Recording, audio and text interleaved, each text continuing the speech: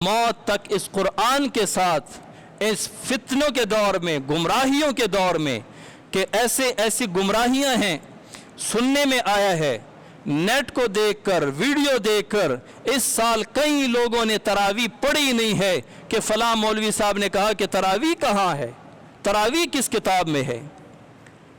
इन्ना लिल्लाहि व इन्ना इलैहि राजिऊन। अफसोस की बात, हरमैन शरीफैन में तरावी, 4 अइम्मा के नज़दीक, 4 मज़ाहिब में तरावी सुन्नत मुअक्कदा, बाप दादा परदादा सब पढ़ते आ रहे हैं।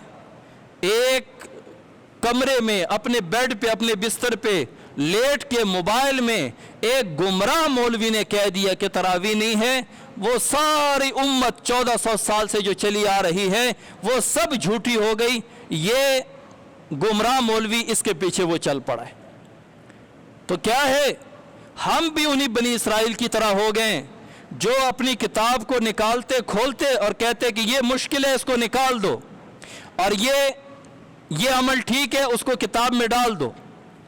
आज का मुसलमान सब की बात नहीं कर रहा, अक्सरियत ऐसी है, वो देखती है अगर कोई मौलवी आसान मसला, जो आलिम है वो कुरान और हदीस से बात करेगा, जो 2 नंबरी करता है वो अपनी तरफ से अकल की बुनियाद पे लोगों के लिए दीन को आसान करके पेश करता है।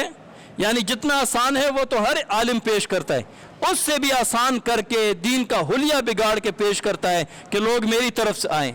लोग आसानी पसंद करते हैं, कहते कि जी म्यूज़िक गाने सुनना जायज़ है। फलां ने कहा, गामदी साहब ने कहा गाने सुनना जायज़ है। अब 1400 साल, 1450 साल से जो उम्मत चीख रही है, पुकार रही है, कुरान, हदीस, फ़िक़्ह, वो सब ख़त्म। ये फलां बंदा नेट पे बैठ के जो है ना वो कह रहा है कि जायज़।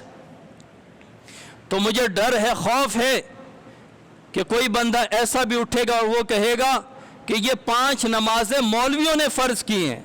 नमाजें तो 2 हैं, एक फजर की, एक ईशा की।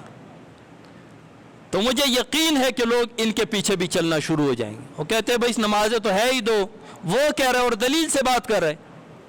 तो मेरे भाइयों, खुदा के लिए ये इंटरनेट से, मोबाइल से दीन सीखना छोड़ दो, गुमराहियों की तरफ जा रहे हो।